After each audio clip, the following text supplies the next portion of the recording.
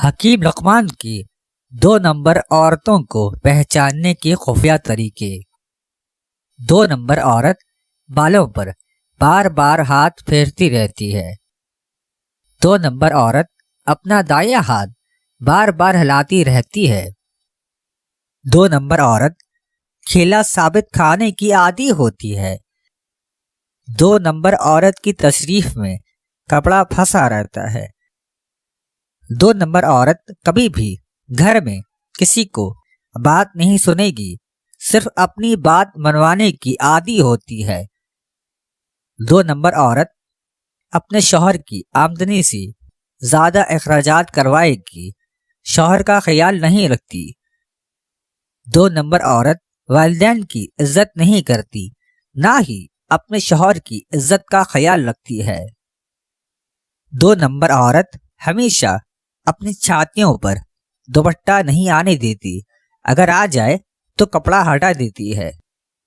2 number عورت اپنی شلوار کو اوپر کر کے باندھتی ہے تاکہ ٹانگوں کے بال نظر آتے رہیں۔ 2 نمبر عورت بدن پر خوشبو زیادہ استعمال کرے گی اور 6 دن تک نہانے کے لیے نہیں جائے گی۔